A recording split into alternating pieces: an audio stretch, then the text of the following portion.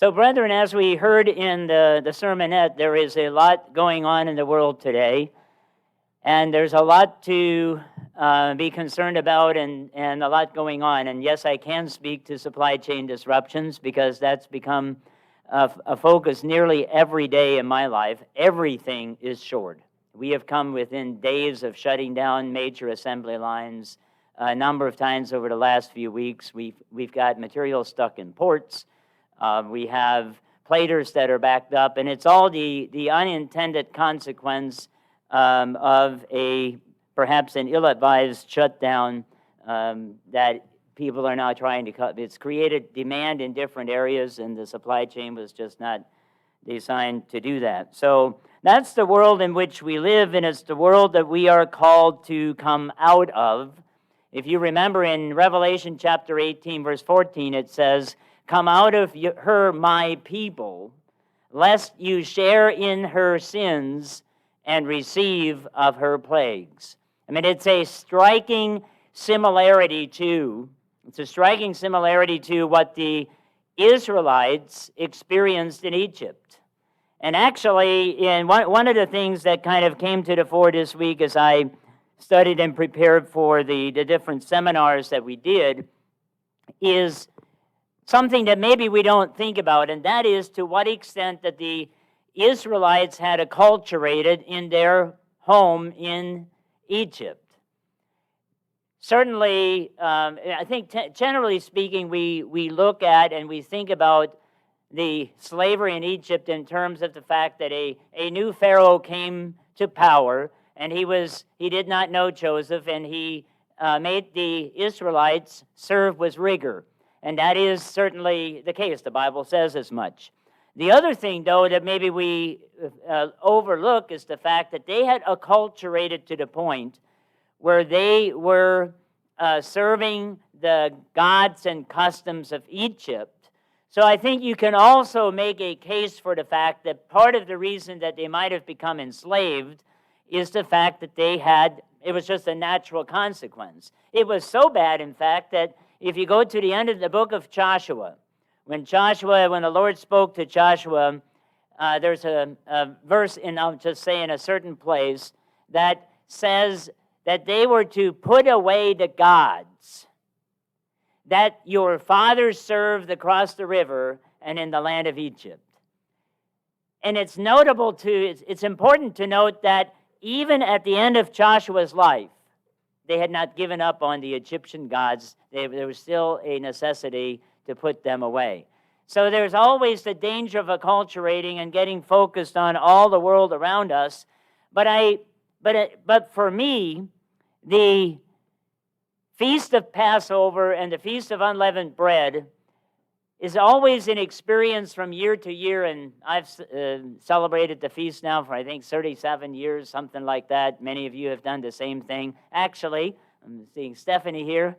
She was actually, sorry, right family. Brenda, I know your name. You were, I think, 13 years old on that very first night to be much observed, and we went to Simkoviak's that night. And it was a marvelous experience. I'll never forget that. But by the time we get to the end of the Feast of Unleavened Bread, despite everything that is going around, everything that's happening, and all the distractions, somehow I always come away from it inspired, energized, and kind of like, we can do this. Let's just do it. There's so much that can be said about the days of unleavened bread. It celebrates Israel's deliverance from Egypt. It symbolizes the Christian coming out of sin. It represents the body of Christ, the real bread from heaven, as we read in John chapter 6. It draws a contrast between the bread leavened and the unleavened bread of sincerity and truth. It was kept in the Old Testament and celebrated by Jewish and Gentile Christians alike.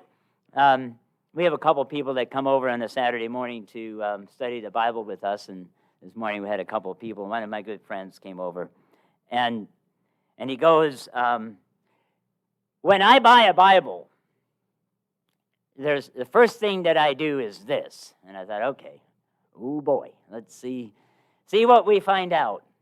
He said, I go in and I cross out. And I thought, ooh, you go and you, okay, you go and you cross certain things out. I mean, it sounds like Thomas Jefferson, you selecting it, but I mean, actually, we all do that to a certain extent, don't we? I mean, we kind of cut things out mentally, maybe. So here's what he does. He goes in to the front of his Bible where it says Old Testament, and he crosses out Old Testament. And then he goes to the New Testament, and he crosses out New Testament. Because he said the problem is we really need to be looking at this as one holistic book. So I went from, okay, what's he up to now, to, wow, and that's maybe not such a bad idea. So we have a challenge this afternoon, or at least I do. How do you cover a subject so broad, so meaningful, and so deep in just one sermon? How do you do that? Stay for 3 hours? Don't worry. I did this morning in 45 minutes, so we'll see what we do this afternoon. It depends how well you listen. You start going to sleep, hey, it shortens the sermon. If you pay attention, you tempt me to continue to speak. How do you do justice on a subject so meaningful in 1 hour? How do you summarize in a concise manner what this week of abstinence from bread leaven is all about? I mean, it's about putting unleavened bread in. This is no doubt a dubious challenge, which is difficult to do, but we'll try nonetheless. So what chapter, what paragraph, what word would capture this meaning in a way which we might remember and retain the lessons for perpetuity? It does little good to come away energized, and I'm energized, maybe you feel that, if we cannot take it and put it to practical use. We might consider truth. Truth is important, but is truth to the days of unleavened bread what deliverance is to Passover? I mean, I could make that argument because Paul told the Corinthians to celebrate the feast of unleavened, celebrate the feast with the unleavened bread of sincerity and truth. We could consider the gospel of the kingdom of God, but is the gospel to unleavened bread what forgiveness is to Passover? And you can draw these connections and contrasts. We could consider coming out of sin, but does that capture all the other aspects? So you see the dilemma. So when we consider all this and begin to ponder the process of deduction, it's not an easy task. How can so much be reduced to the lowest concise common denominator? One passage, one phrase, one word.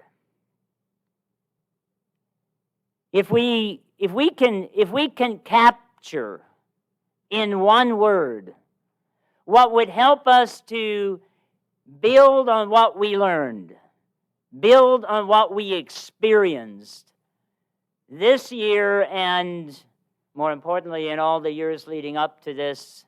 I mean, a lot of us here have a lot of history, and for that we should be thankful. If we could capture it in one word, and it would, in my mind, give us the ability to take this forward, to make it stick. As I have no illusions, we get up and we give a sermon, and if you can remember if you can remember the title next week, I'd be impressed, right? I mean, that's just the way it works. That's why we have a holy convocation every week. So here's the word. Are you ready? You write it down. It's exclamation point, all uppercase letters, forward. Forward. Now, I didn't invent that. Come with me to Exodus chapter 14. Because here we have God speak these very words. We'll pick up the story in verse 10, because we're here today where the Israelites were on this very day. Actually, if you look across the page to Exodus chapter 15, when morning broke light and they had come through the sea and they were on the other side of the sea, and Pharaoh and all his armies were vanquished. And yes, full disclosure here, I believe that the waters stood a wall to the right hand and to the left. There's not some, I believe God put that in there to befuddle the swamp theologians. We would not be celebrating this day today, or even talking about if a bunch of slaves had escaped through the swamp. I reckon slaves have done that on a number of occasions, just going through the swamp. That's not an adequate explanation.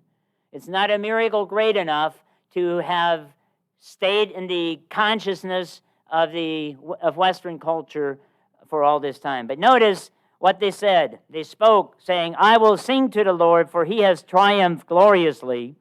The horse and its rider he has thrown into the sea."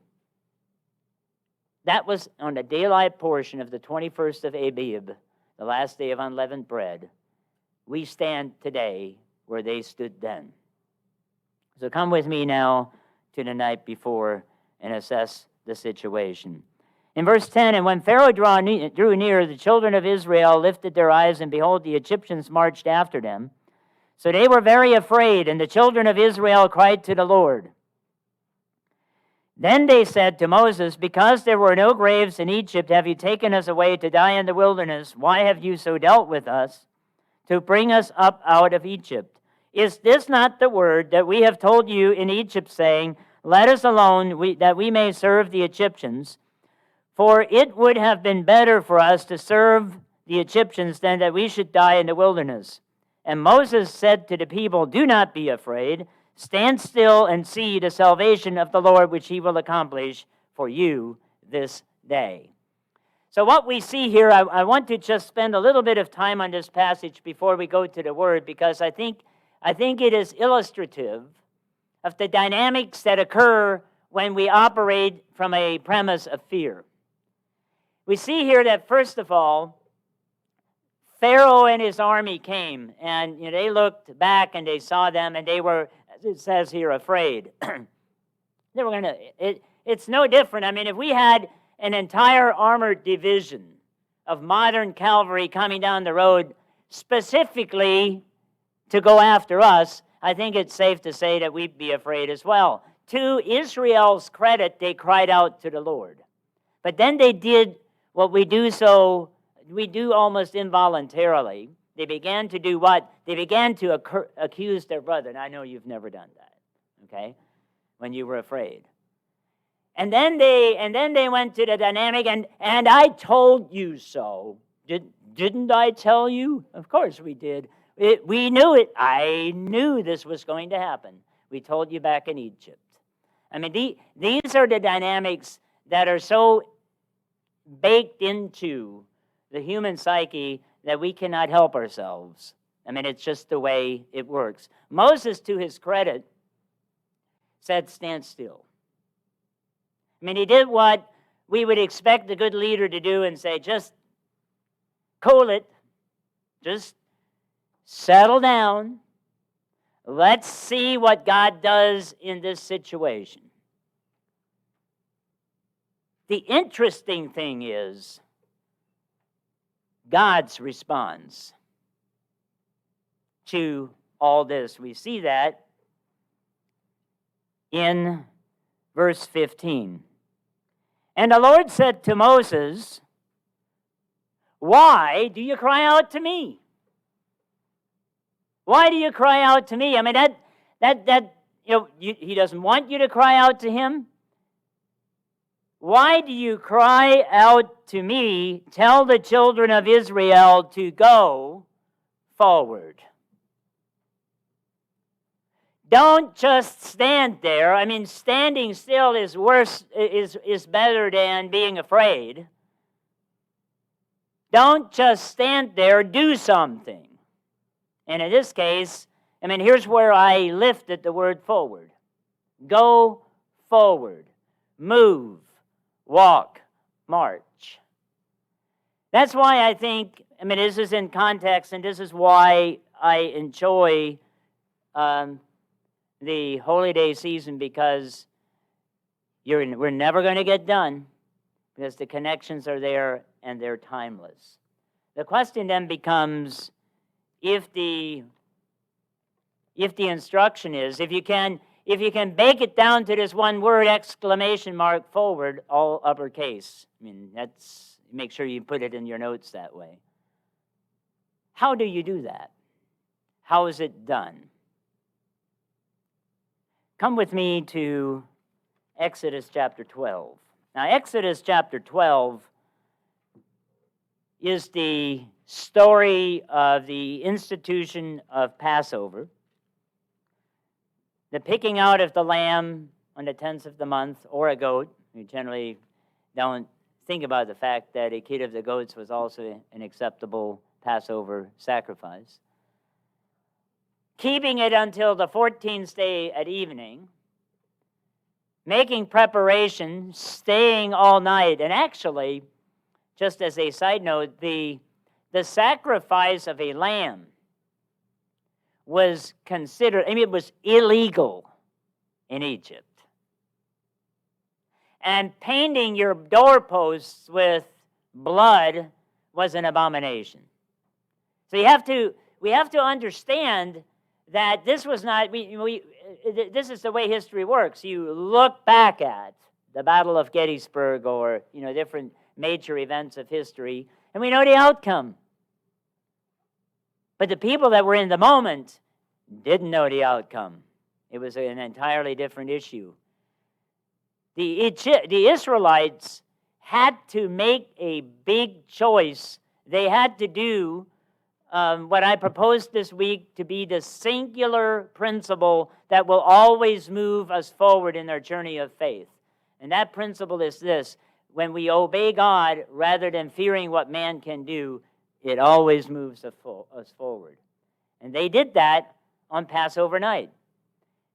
In verse 11, we get to the mechanics of how to go forward.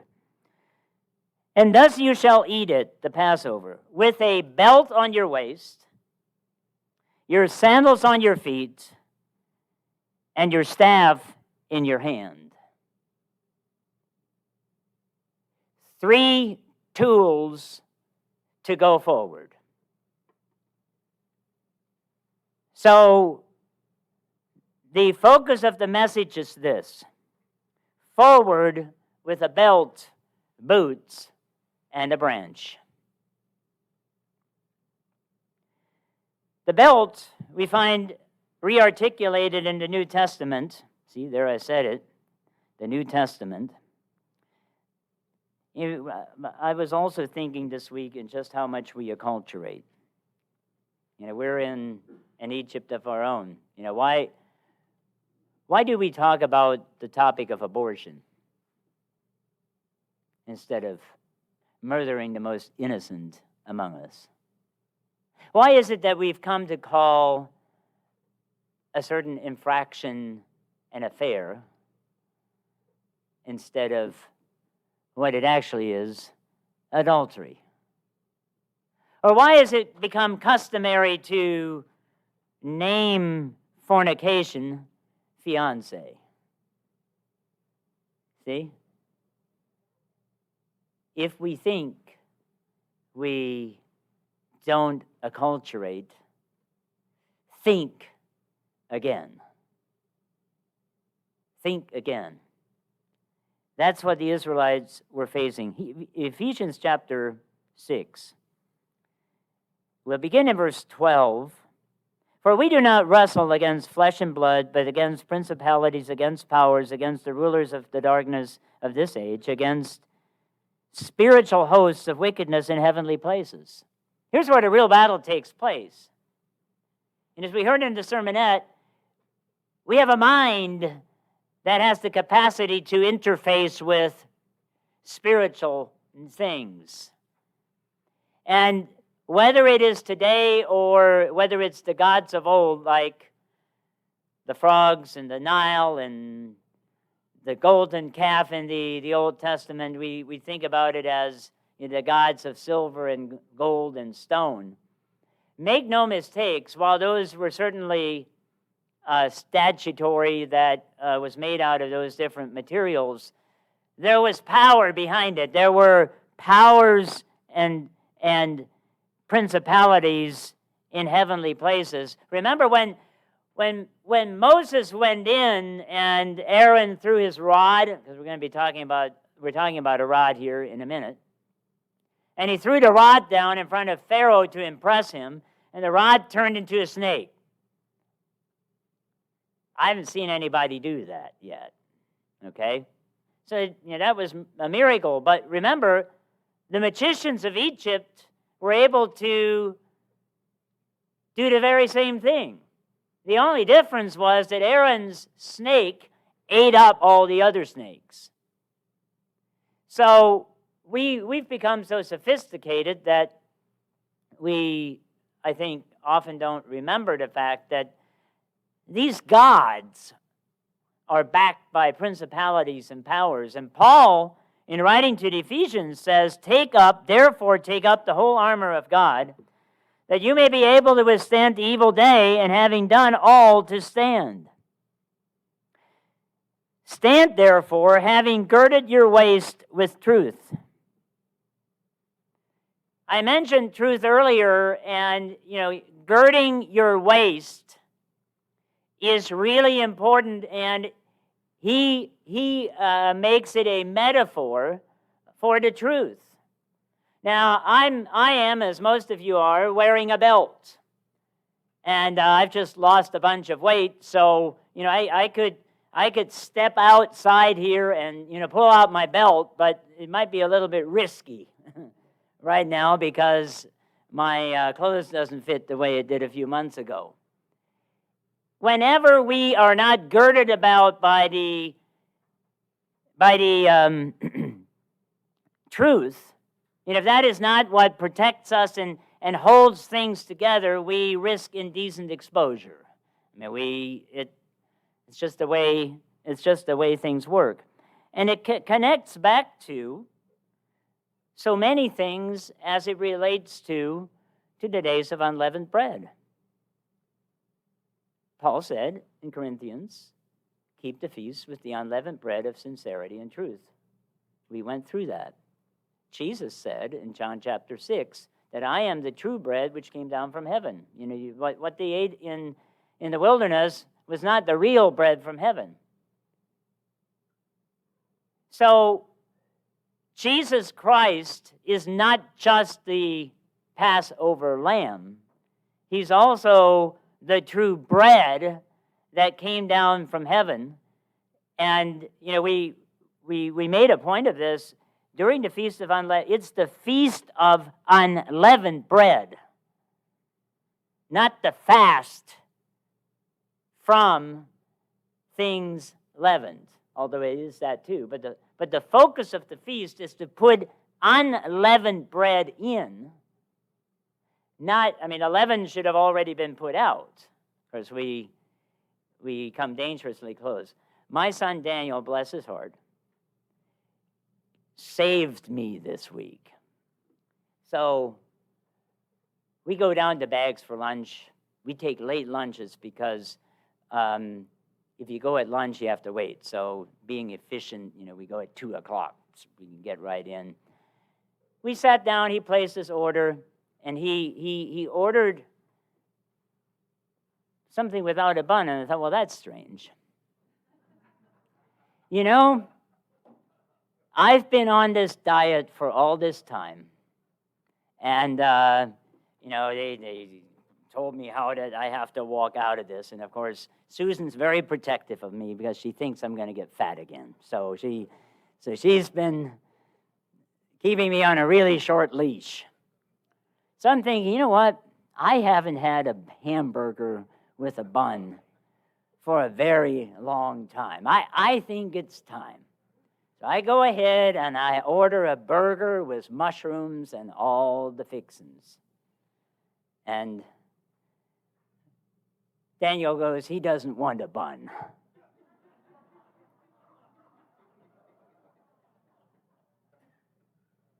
Wow.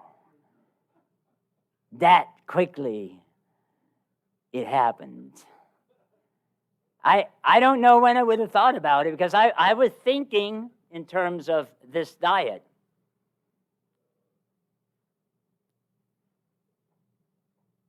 The middle, I think it was Wednesday, if I remember correctly. Right in the middle. Right in the middle. I could be telling you a really different story right now, you know? And that's why this is so instructive. So come with me to John chapter 14. John chapter 14.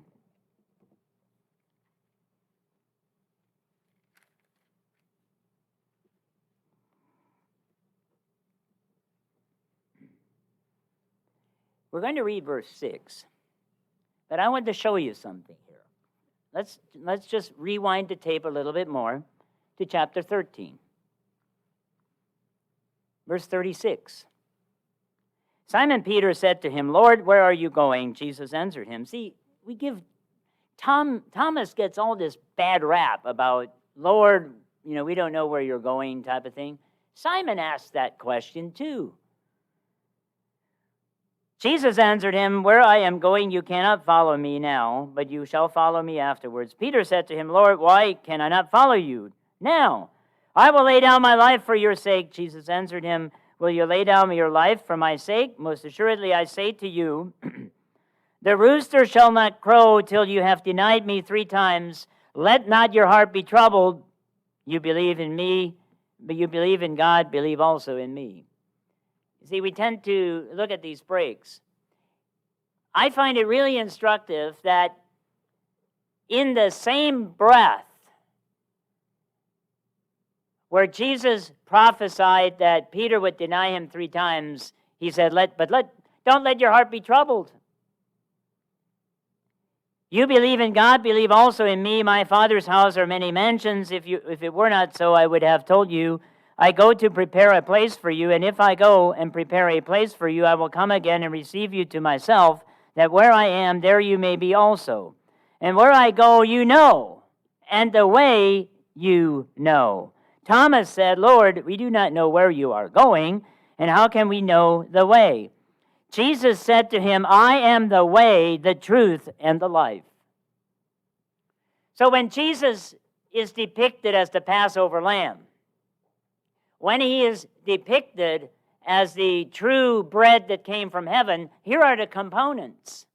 I am the way, he's the roadmap. That's why we can say legitimately that the feasts are the Lord's roadmap to freedom. He is the way, the truth, and the life. This is a way that leads to true life, true happiness, and it is a pursuit. We as a country have made a weak attempt to do that in the words that have been immortalized in the Declaration of Independence. Oh, by the way, the sermon I gave here last week, I want to apologize. I misspoke. And I talked to Dave and I said, I need to put a disclaimer on it. And then I mentioned it to somebody and they said, what did you say? What did you say wrong? And I said, I'm not going to tell you. Why don't you go listen to the sermon and see if you can find it? So that's what I did.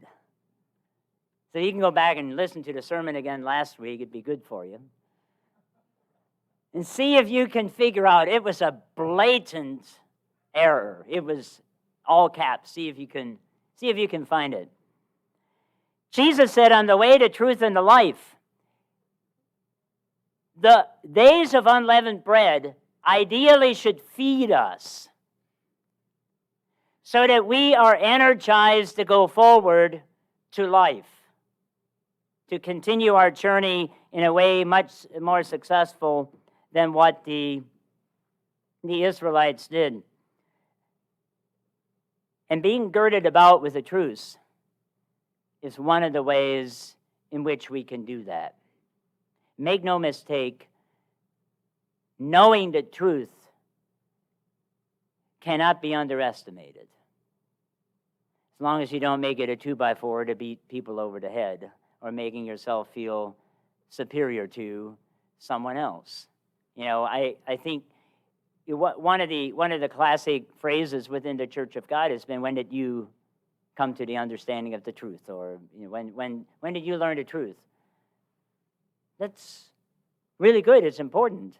But we also have to recognize that there are people that don't understand it. I mean, so what is our attitude? Well, I mean, they're just unconverted. Of course they're unconverted. Does that surprise us? I mean, it shouldn't. So there's always this balance that we never quite get right, and I think we should get comfortable with that. One of the topics we discussed last evening was, why did the Israelites go into the Red Sea? Did they go in there in faith? Are you kidding me? I mean, they had the armored division. They had a choice of becoming cannon fodder or walking into the sea. You know, if I confront Pharaoh's chariots, I have no chance, but if I walk into the sea, might work. Maybe I can swim. So you can make the case that they went into the sea out of fear, out of sheer absolute terror. You know what Hebrews says? By faith they crossed over. So what was it? Was it faith? Was it fear? Was it obedience? I would say they obeyed, and then there was a combination of both. Life's messy. And it's not that clear cut. You know, I'm a man of faith. Okay, great. You're not afraid. Of course not, right? And I find that encouraging, because I'm convinced that they went into the sea out of sheer terror. How could it have been something else? But when Paul wrote it under God's inspiration, he attributed it to faith. He made it better. So truth is one of those elements. Let's come over to Matthew chapter 5. I'm going to give you a break this week, but only one time. And that is, I'm not going to read John chapter 8, verse 32, which I often do. You all know John chapter 8, verse 32, right?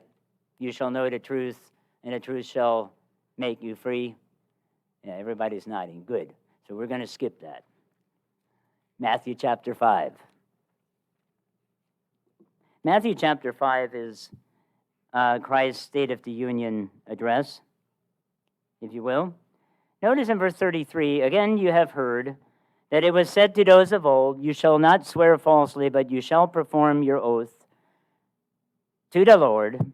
But I say to you, do not swear at all, neither by heaven, nor for it is God's throne, nor by the earth, for it is his footstool, nor by Jerusalem, for it is the city of the great king. Nor shall you swear by your head, because you cannot make one hair white or black. I mean, that was back then. I mean, today we routinely make white hair black, but be that as it may. The next verse is what I want to challenge us with. But let your yes be yes, and your no be no, for whatever is more than these is from the evil one. And I think it's important in the context of our walk to make it a focus to answer yes and no questions with just yes or no. You know what's frustrating? You ask somebody a question and they say no, but, or yes, but. Oh, come on, give me a break. Why is it that it's so difficult to just say yes? There's something powerful in the pause that follows. I mean, you're going to impress people when you just say yes. Because you know what they're expecting? They're waiting for the word but. They're waiting for you to justify why you said yes or why you said no. I find it astonishing that Jesus Christ said that anything more than that, whatever follows after that word yes or no, is from the evil one. So the first thing we need to do to get on our journey successfully is to gird ourselves about with the belt of truth.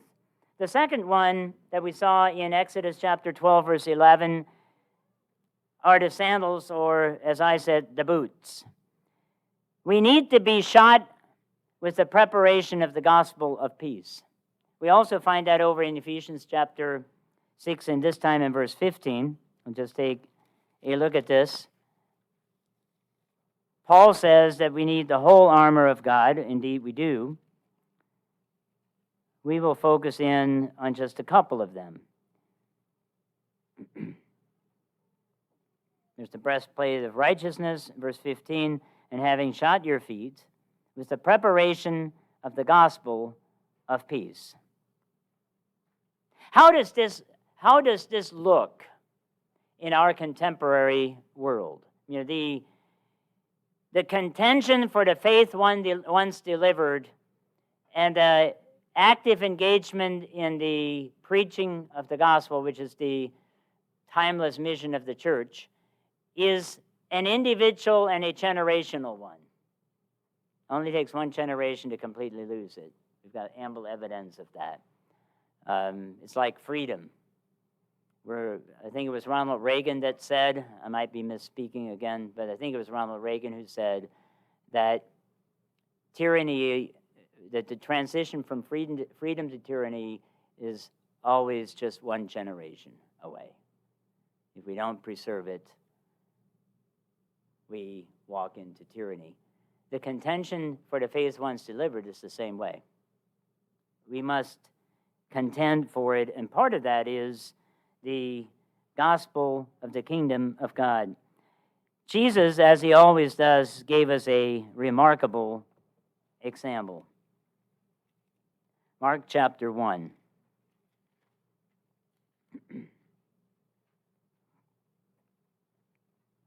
We routinely quote this. I mean, it's a classic scripture.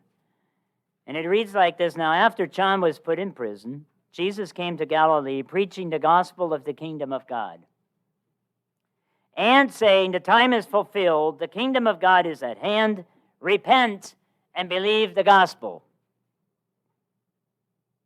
Stop, full stop. And that's where we often leave it. I'd like to highlight for us this afternoon what Jesus did after he had said this. Jesus didn't just say something, it says he went preaching. So obviously he said more than, otherwise this would have gone down as the shortest sermon in history. He came and he was preaching, but he was also doing, notice. And as he walked by the Sea of Galilee, note, he was walking as the Israelites were instructed, probably in sandals. I mean, he preached, but he put his boots on. There were boots on the ground, and he did something. Notice what he did. He saw Simon and Andrew, his brother, casting a net into the sea, for they were fishermen. This seems like an unlikely candidate to preach the gospel. You know, you have a fisherman. They tend to be solitary individuals who like to go out and sit on a boat in the rain for long periods of time and not catch anything. Apparently that's fishing.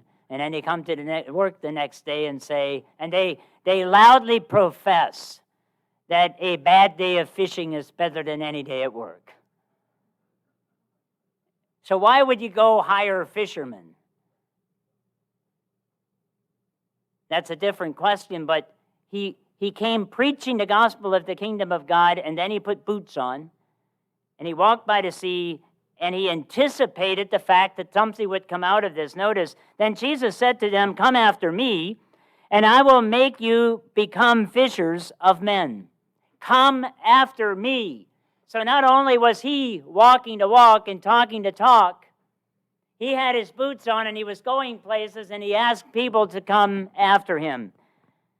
And it must have been a pretty compelling message, because it says, and immediately they left their nets and followed him. They put their boots on. They went forward.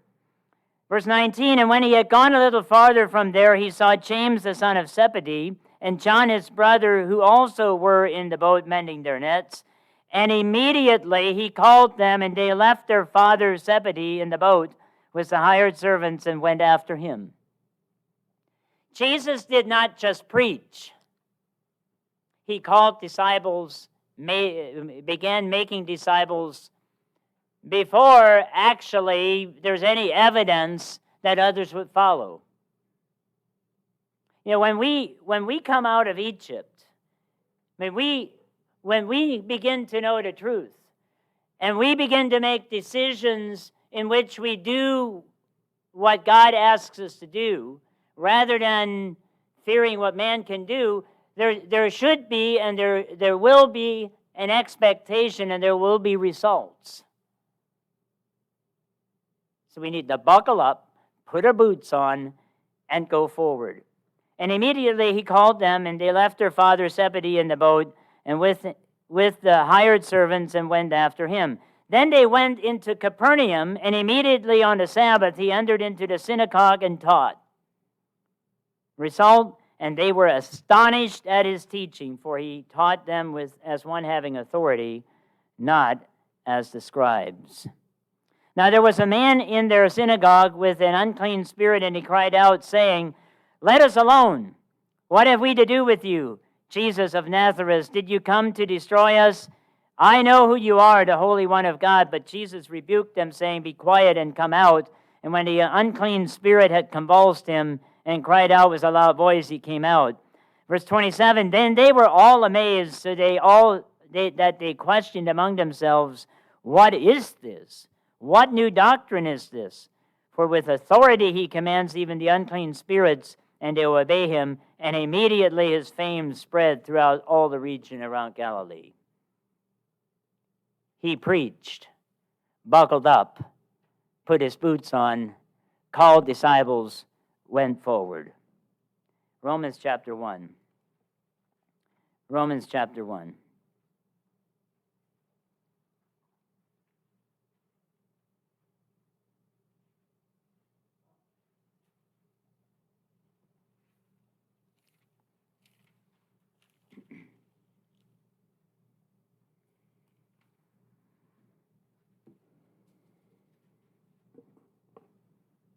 Verse 16. Paul writes unapologetically to the Roman church, "For I am not ashamed of the gospel of Christ. For it is the power of God to salvation for everyone who believes, for the Jew first, and also the Greek." Paul had his boots on. He preached and moved forward, unabashedly, unashamed. I mean, this takes courage. As I have said, maybe not so recently, but certainly over the course of the past number of years, if we do not stand for the truth, while we still have the collective constitutional right to do so, we will have a choice to stand for the truth with consequence when we no longer have the right, the constitutional right. And we're slipping very fast in that direction. But that didn't stop Paul. There was no constitution. Rome was not a constitutional republic. He wrote to the brethren in Rome and said all kinds of things here that were illegal, and became known as a rabble rouser. Of course, he ended up in prison. It didn't seem to bother him that much. The question is, what should we be doing and what can we do? And, I'd like to, just put some things forward. I think the preaching of the gospel is going to become much more an individual thing. And here's why I think, first of all, that's the way it was. That's the way Jesus did it. That's the way Paul did it. Peter, the gospel spread out throughout the known world. They didn't have radio. They didn't have television. It was very expensive to even send a letter. So it was individual and individual to individual, and it spread. Changed Western culture forever. It's one-on-one. Just in the little experience I've had over the past several months and weeks, people are increasingly skeptical for anything that's printed, published, or broadcast across the airwaves, because so much of it today is fake. We got fake news, fake churches, fake preachers, fake everything.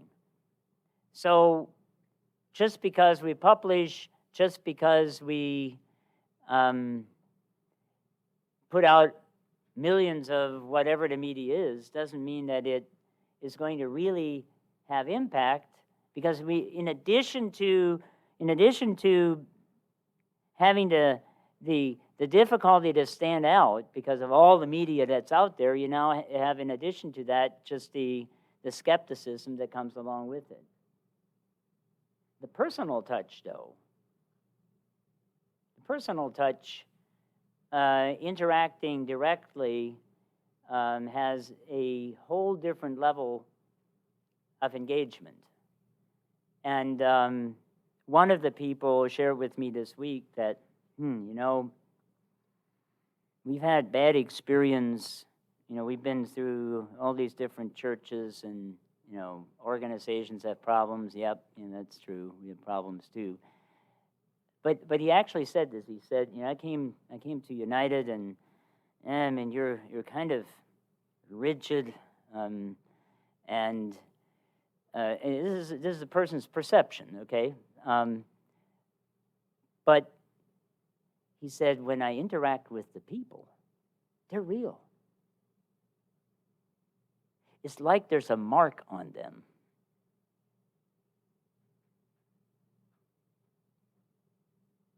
So the connection was facilitated through media in this case. But what's kept him here has been the interaction with you.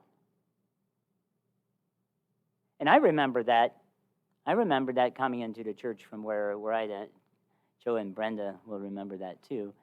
It was the people that made the difference. I want to know what the people said. I was really skeptical of that guy Foster, because he was a hired preacher. Which again, I'm stepping back now. I love John Foster. Don't get me wrong. But I'm stepping back to where I was at that time. I asked other people, Levi Coons, other people that had been around, and their opinion was much more valuable to me, because John Foster, he's just going to tell me the company line, right? That's the way I thought. I recognized that thought process. So I think we have to, I don't want to say change the rules of engagement, because that was 37 years ago. We don't have to do anything different than what was done to me back then. We came into the church because we read the Bible. We kept the Sabbath because of what we read in the Bible. But when it came down to the practical implementation, it was you all, and some of you are still sitting here, that came around and said, do this, don't do that. Here's how I've done it. That's what puts, it's called, as a manner of speaking, boots on the ground. We need beyond today. Oh, I'll tell you another one. So one of these guys that came to the feast is now working at Superb. And yesterday he showed up in blue, and he tapped me on the shoulder and said, "John." Yeah, what? Look at me. So I turned around. He got a blue T-shirt, just the Superb blue. But there was no Superb logo.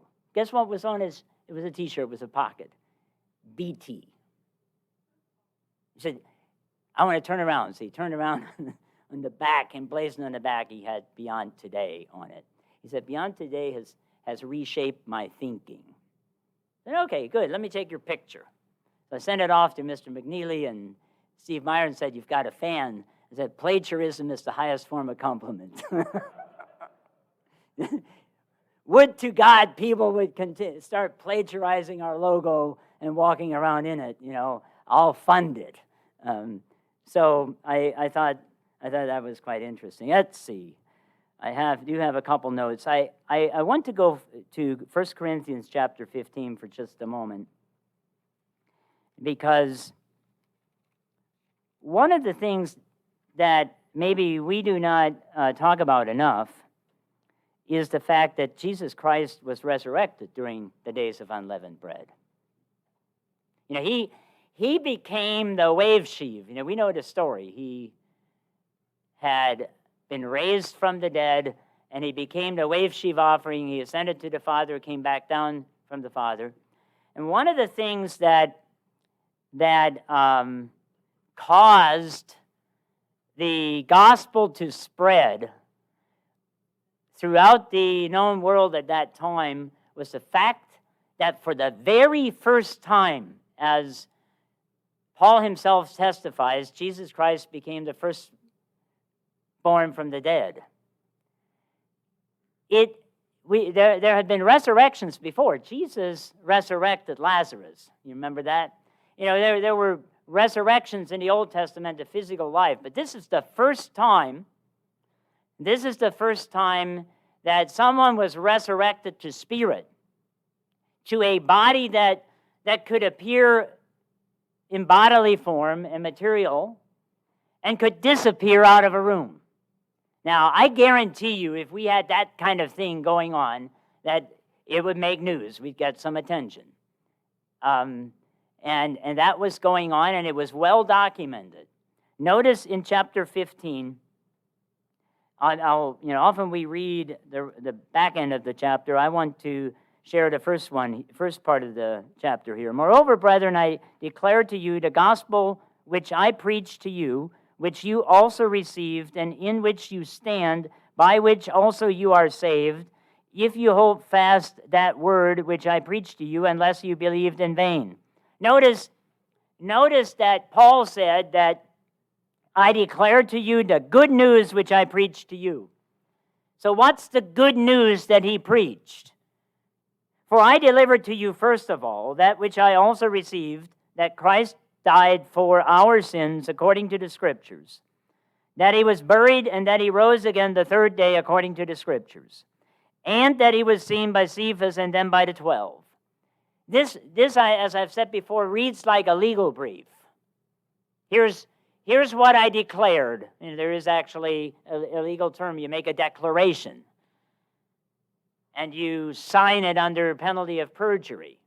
And this is the kind of thing that you'd say, well, look, he was buried, he rose on the third day, and he was seen by Cephas and then by the 12. After that, he was seen by over 500 brethren at once, of whom the greater part remain to the present, but some have fallen asleep. After that, he was seen by James and by all the apostles, and last of all, he was seen by me as one born out of due time. 500 people at the same time. That is evidence. It is rare that you have an incident to which there are 500 witnesses. We can have every confidence in the fact that Jesus Christ was in fact resurrected, that the tomb was empty, that he is the first of the first fruits, and that he became, as is said later here in this chapter, not just spirit. I mean, that would have been miracle enough. But he became a life-giving spirit. That is good news. That is good news because it assures us that we can be changed in a moment, in the twinkling of an eye, at the last trump, and inherit the kingdom of God.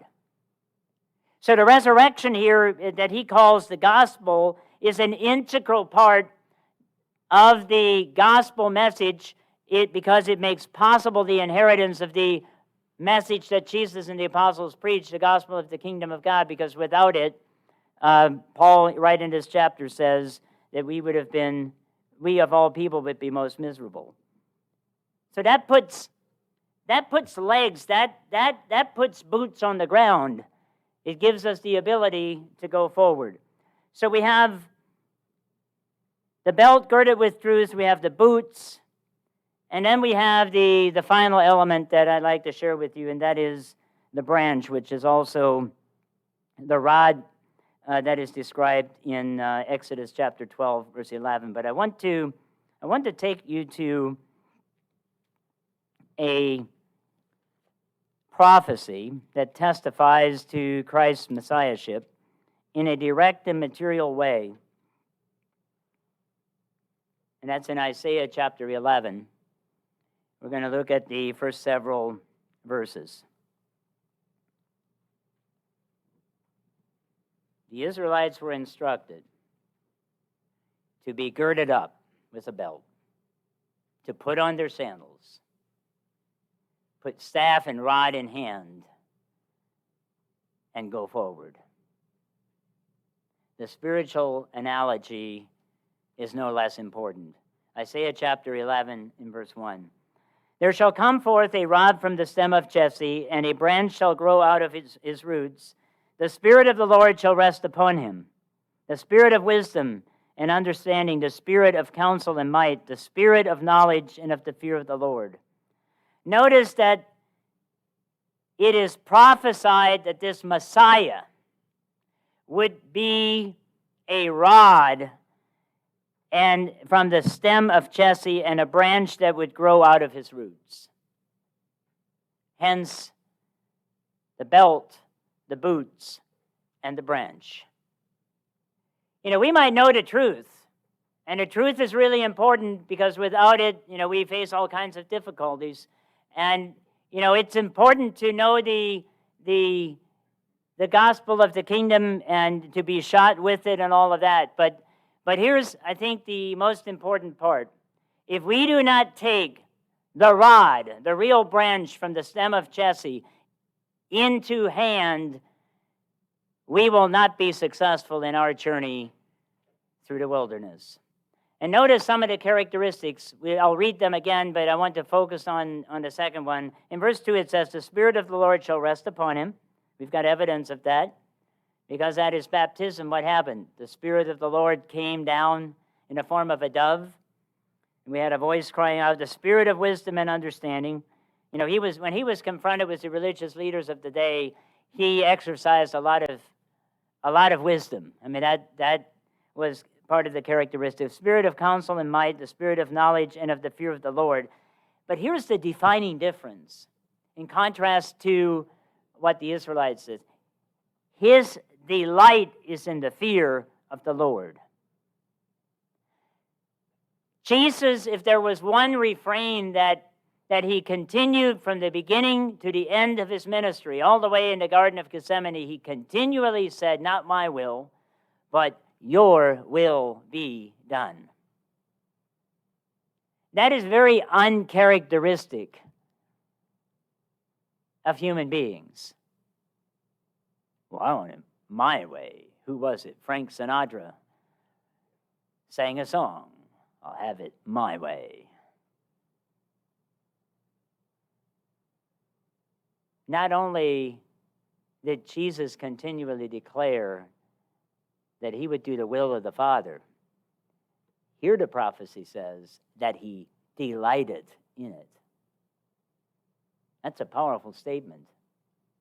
It's a firm principle to take in hand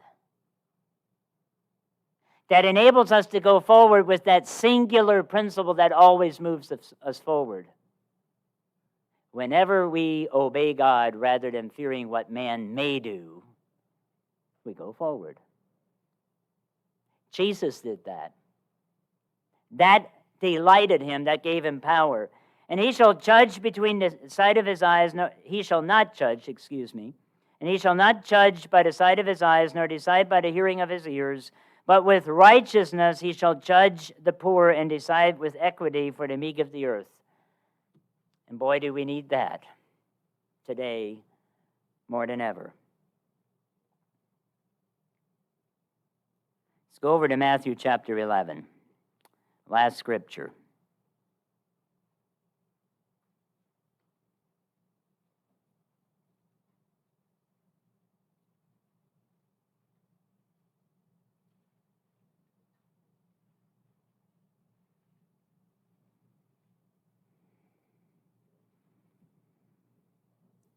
Matthew chapter 11,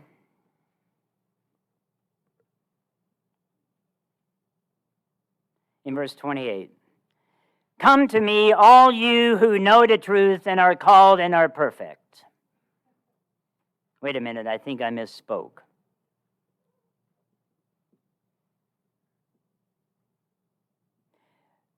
One of the things that one of the new people noted this week was the Egyptians didn't need to be perfect to come out of Egypt. They were just commanded to leave immediately. Jesus invites us to come to him, all you who labor and are heavy laden, and I will give you rest.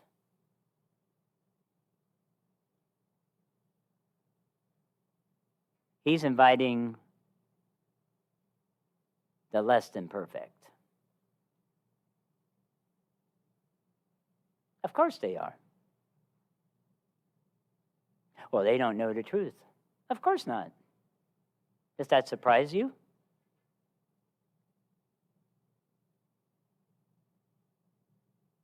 That's why they need the truth. And I will give you rest across the whole spectrum. From the time of creation, when he rested on the seventh day and created it holy. Every week, he gives those who will obey God rather than man a day of rest.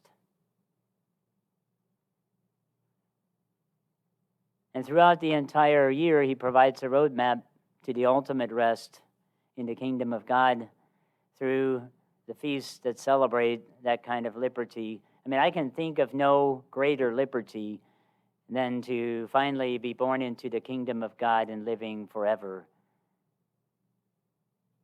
as a spirit.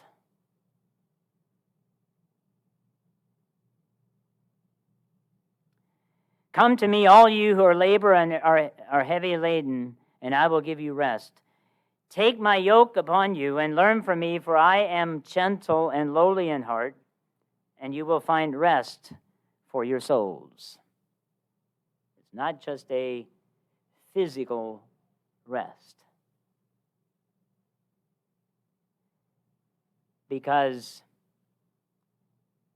the blood of Jesus Christ,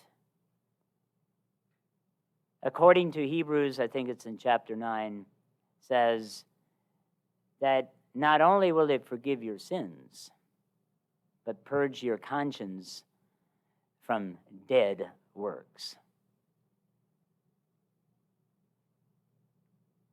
There is rest for the human psyche. There's a psychological benefit. For my yoke is easy, and my burden is light. All we need to do is to delight in the fear of the Lord. Brethren, as near as I can tell, we've had a very productive Feast of Unleavened Bread. And if nothing else, it was a great upgrade from last year. We're here, right? And I think that shows the importance of being together. I've been on a lot of Zoom calls over this last year, and you can see the people, it's great technology, but there's something we don't understand, and most certainly video cameras cannot communicate, because it's very different standing up here and looking into real live eyeballs.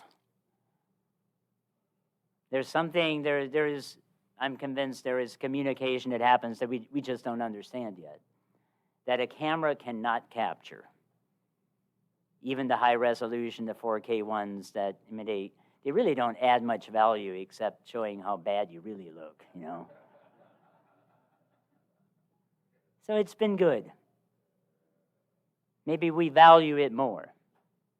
So I challenge all of us, as we go away from this feast, to go forward with a belt, boots, and, should I say, the branch.